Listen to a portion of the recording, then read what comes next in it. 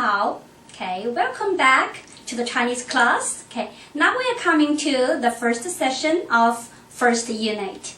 第一课，第一节. Okay, firstly we'll just talk about, so I would like to clarify some confusing phrases. So a lot of Chinese learners are confused about this, so the Mandarin, 普通话, and Cantonese. So what do they refer to respectively? Firstly, I like to talk about Mandarin. Okay, in fact, this is a phrase. We can say originated from or coined by the Jesuit missionary. Okay, in 16th century. You know, China is really a large country. Okay, it had more than 100. It's about 150 the local varieties of the dialects. Okay, and it was really very not convenient for people to communicate. So that's why in the 14th century the emperor just ordered that a certain universal official language of the we can say of the officials should be required for all the officials, and the Jesuit missionary just used this Mandarin to refer to the language or the common language of the officials. Okay, anyway, in current so everyday English, the Mandarin refers to the modern standard Chinese or simply Chinese. Oh, modern standard Chinese. It seems I'm just adding to your confusion, right? Okay, and in fact, so in the Chinese, we just had that the ancient literary Chinese and the modern vernacular Chinese. Okay, and in the 19th and in the early of 20th century, there was a very heated debate about, we can say, the replacement of the literary Chinese by the modern vernacular Chinese. And finally, we can say now it is settled on the particular Mandarin dialects spoke in Beijing, and with some lexical and syntactic influence from other Mandarin dialects, and so that's the modern standard Chinese, And currently the Chinese, we can say, now refers to Chinese speakers refer to Mandarin. That's also the modern standard language, modern standard Chinese. They are the same thing, but people in different areas refer to Mandarin in different terms. And in mainland China, this Mandarin is referred to as 普通话, literally means the common speech. And in Taiwan, it is referred to as 国语, literally means the national language. And in Singapore, in Malaysia, and the Philippines, so the Chinese, the Mandarin, or you can say the modern standard Chinese, whatever you call, is referred to as 华语. Now you get some idea about, we can say, Mandarin and 普通话. Now we come to Cantonese. So it's the Mandarin is the official state language of China, of Taiwan, and Cantonese, that's a local dialect of the Cantonese people. The Cantonese people refer to the people in the Guangzhou province, and it is the majority language of Hong Kong and Macau. It's also the most spoken Chinese language among overseas Chinese communities in Southeast Asia and the Western world. So so the Cantonese people, or people, we can say the first comers into the we can say the Western countries. Most of them were from, can say, the Canton province or the neighboring areas. That's why so the Cantonese have been regarded as the representative of Chinese, but in fact they are just it's only a local dialect. It's the oral dialect. They just share they have different pronunciations from the Mandarin, but the same grammar and the same written characters. Okay, and now we come to the great helper of your Chinese learning. That's the Chinese phonetic systems. It has been called Pinyin. In fact, okay, ever since the foreigners began to learn Chinese language, great efforts have been made to transcribe the Mandarin Chinese sounds into Roman alphabet. You know, Chinese characters are mostly the pictographic or the pictophonetic. That is to say, so it seems to some learners that writing Chinese and the oral Chinese seem to be two different languages. Okay, and that's why the foreign learners just to try to transcribe the Mandarin Chinese into the Roman alphabet.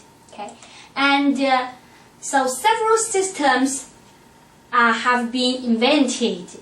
Okay, for the spelling Chinese words with the Roman letters. And these are the three most common systems: the Wade Giles, the Yale, and the Pinyin. The Wade Giles was developed by the British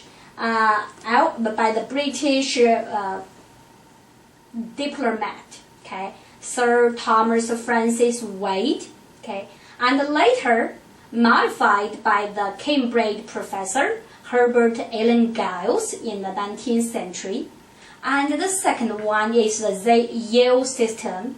It was developed by the Yale University in 1940s to help, the Chinese learners.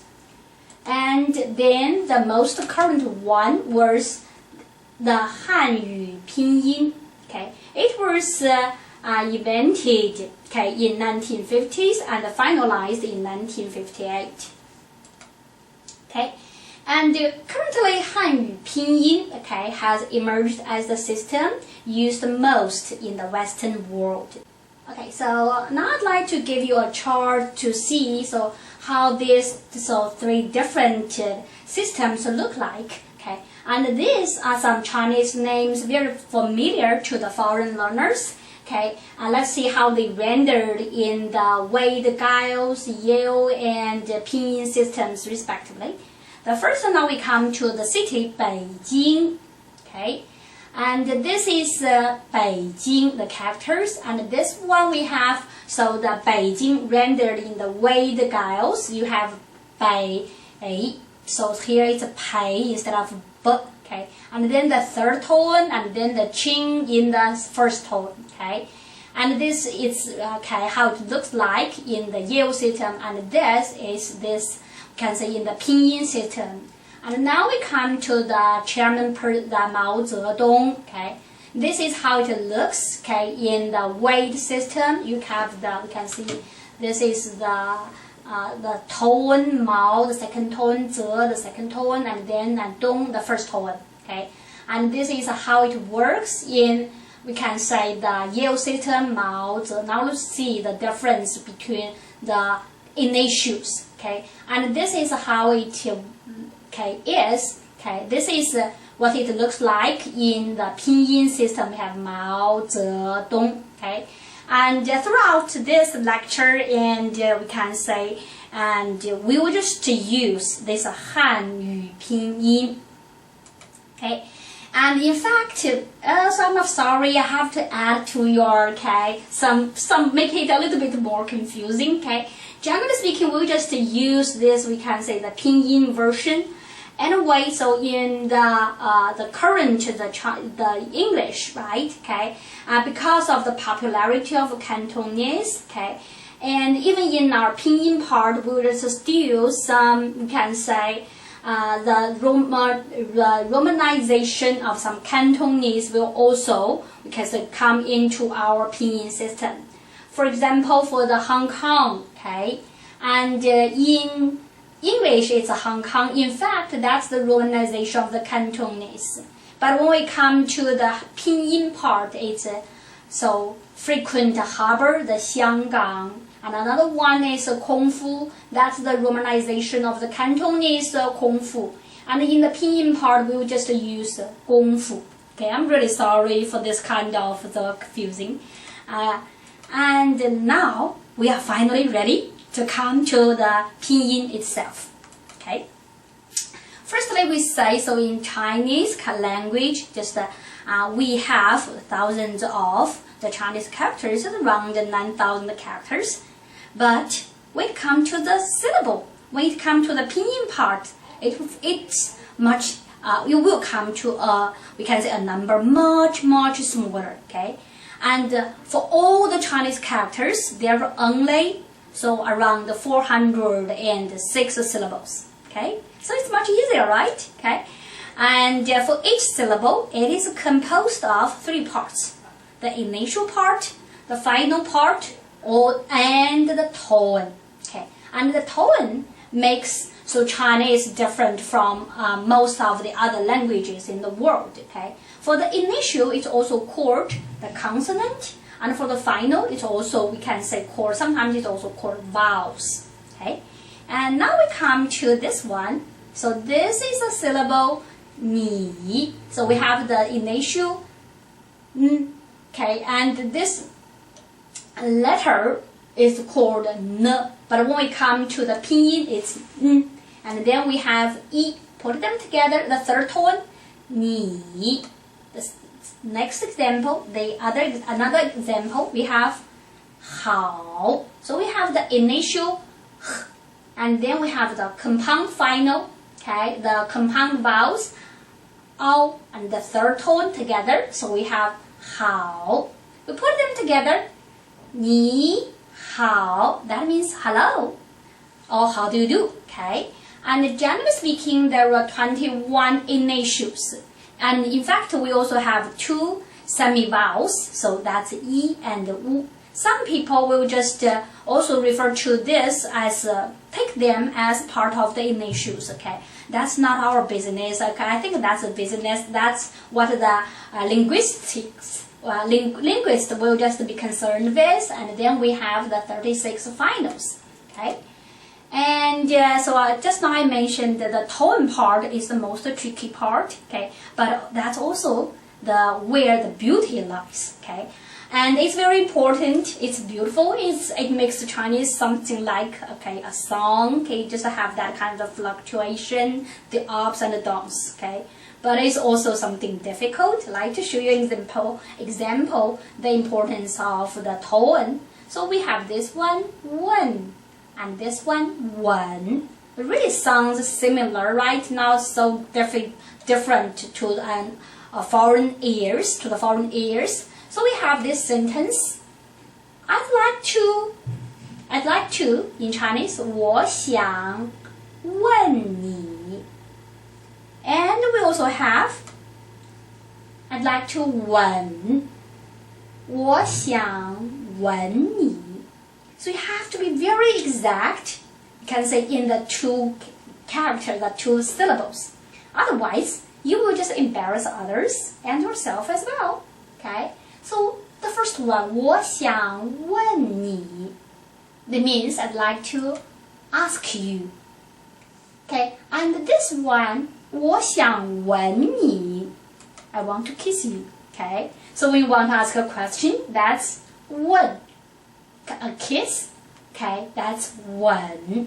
Okay, so anyway, so keep it in mind. In fact, for every language learner, okay, we will definitely make some really silly and sometimes very lovable mistakes. So don't be frightened, okay?